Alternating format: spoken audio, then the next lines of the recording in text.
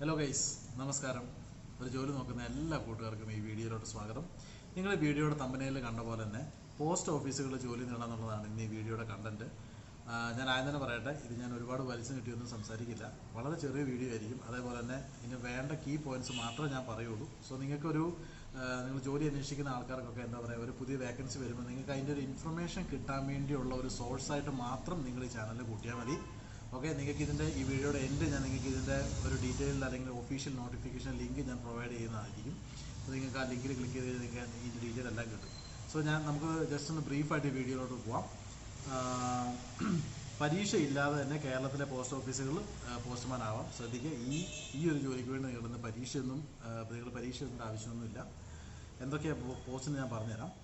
Indian post office Gramin Dak Sevak GDS തസ്തികയിലെ branch post master BPM, അതിൻ്റെ BPM എന്ന് പറയുന്നത് അതാണ് ഒന്നാമത്തെ പോസ്റ്റ്. ബ്രാഞ്ച് പോസ്റ്റ് മാസ്റ്റർ, അതേപോലെ തന്നെ അസിസ്റ്റൻറ്റ് ബ്രാഞ്ച് പോസ്റ്റ് മാസ്റ്റർ, അതായത് ABPM എന്ന് പറയും, അഥവാ ഡാക് സേവക് തുടങ്ങിയ ഒഴിവുകളിലേക്കാണ് അപേക്ഷ ക്ഷണിച്ചിരിക്കുന്നത്.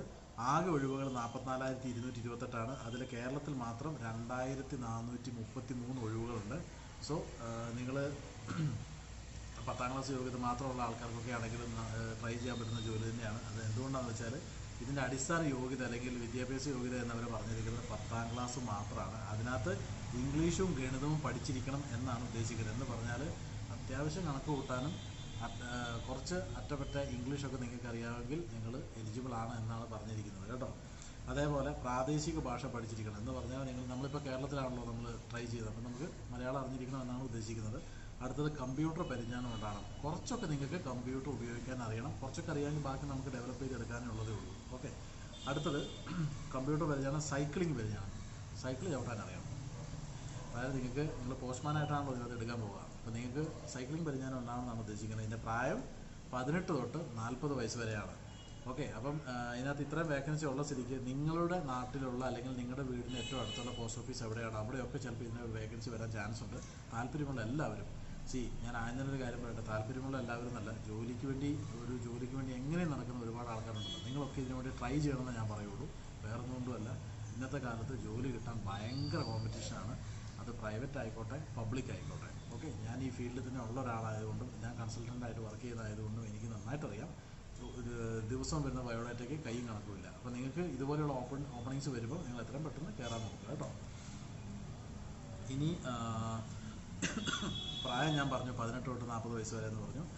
അതുകൂടാതെ തന്നെ SC അല്ലെങ്കിൽ ST, OBC, PWBD, EWS, economic weaker section തുടങ്ങിയ സംവരണ വിഭാഗത്തിന് നിയമാനുസൃതമായ വയസ്സ് ഇളവ് ലഭിക്കുമെന്നാണ് പറയുന്നത്. അതായത് 40 വയസ്സ് മാക്സിമമാണ്, പക്ഷേ 45 വരെ ഈ കാറ്റഗറിപ്പെട്ടവർക്ക് ലഭിക്കുന്നതായിരിക്കും.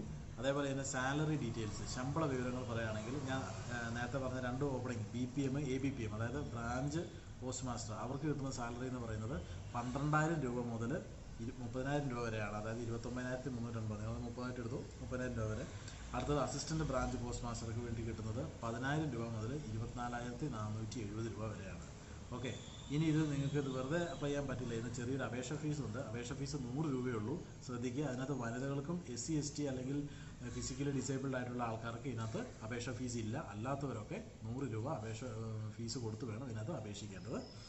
ഇനി ഇതിനകത്ത് ഇപ്പം ഞാൻ നേരത്തെ സൂചിപ്പിച്ചു, ഇതിനകത്ത് എക്സാം ഇല്ല, അതായത് പരീക്ഷ ഇല്ലാതെയാണ് നിങ്ങൾക്ക് ഇതിനകത്ത് സെലക്ഷൻ എടുക്കുന്നത്. അപ്പോൾ നിങ്ങൾക്ക് ന്യായമായ ഡൗട്ട് വരും, പരീക്ഷ ഇല്ലാതെ എങ്ങനെയാണ് സെലക്ട് ചെയ്യുക എന്നുള്ളത്. അത് ഞാൻ പറഞ്ഞുതരാം. 10ാം ക്ലാസ്സിലെ മാർക്ക് അല്ലെങ്കിൽ ഗ്രേഡിൻ്റെ അടിസ്ഥാനത്തിലായിരിക്കും ഇതിൻ്റെ മെറിറ്റ് ലിസ്റ്റ് തയ്യാറാക്കൽ.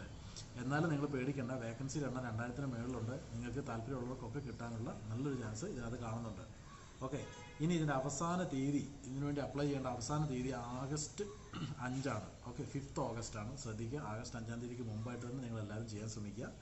താല്പര്യമുള്ളവർ നോട്ടിഫിക്കേഷൻ വായിച്ച് മനസ്സിലാക്കിയ ശേഷം August 5 മുൻപായി ഓൺലൈനായിട്ട് അപേക്ഷിക്കുക. ഇത്രയാണ് അവർ പറഞ്ഞിരിക്കുന്നത്. ഇനി ഈ വീഡിയോയുടെ ഡിസ്ക്രിപ്ഷനിൽ നിങ്ങൾ ചെന്ന് കഴിയുമ്പോൾ ഞാൻ 2 ലിങ്ക് അതിനകത്ത് തരാം. ഒന്ന് അതിൻ്റെ ഒഫീഷ്യൽ നോട്ടിഫിക്കേഷൻ, അത് ഇംഗ്ലീഷിലായിരിക്കും, പക്ഷേ നിങ്ങളത് വായിച്ചത് നിങ്ങൾക്ക് മനസ്സിലാവും. ഓക്കെ, അപ്പോൾ നിങ്ങൾ ആ ലിങ്കിൽ ക്ലിക്ക് ചെയ്ത് കഴിയുമ്പം ഈ പോസ്റ്റ് ഓഫീസിലുണ്ട് ഈ വേക്കൻസിയായിട്ട് ബന്ധപ്പെട്ട അതിൻ്റെ ഒഫീഷ്യൽ നോട്ടിഫിക്കേഷൻ നിങ്ങളുടെ ഫോണിനകത്ത് നിങ്ങൾക്ക് ഡൗൺലോഡ് ചെയ്തെടുക്കാൻ പറ്റും. രണ്ടാമത് അപ്ലൈ ചെയ്യേണ്ട ലിങ്കാണ്, അത് ഞാൻ തരാം. അത് വർക്കാവുമെന്നുള്ള കാര്യത്തിൽ എനിക്ക് ഗ്യാരണ്ടിയില്ല. എന്നാലും ഞാൻ ആ ലിങ്ക് ഞാൻ പ്രൊവൈഡ് ചെയ്യാം, നിങ്ങൾ ട്രൈ ചെയ്ത് നോക്കൂ. എന്നിരുന്നാലും നിങ്ങൾക്ക് ആ ഒഫീഷ്യൽ നോട്ടിഫിക്കേഷനകത്ത് എങ്ങനെയാണ് അപ്ലൈ ചെയ്യേണ്ടതെന്ന് കൃത്യമായിട്ട് അതിനകത്ത് പറഞ്ഞിട്ടുണ്ടാവും. ഓക്കെ, അപ്പോൾ നിങ്ങളെന്തായാലും വീഡിയോ നിങ്ങൾക്ക് ഉപകാരപ്രദമാവുമെന്ന് വിചാരിക്കുകയാണ്. നിങ്ങൾ അപ്ലൈ ചെയ്യുന്ന ആൾക്കാരൊക്കെ ഒന്ന് കമൻറ്റ് ചെയ്യണം കേട്ടോ. ഞാൻ അപ്ലൈ ചെയ്തു എന്ന് ജസ്റ്റ് ഒന്ന് അറിയാൻ വേണ്ടിയാണ്, റിസൾട്ട് ഉണ്ടോ ഇല്ലയോ. Okay. Thank you so much.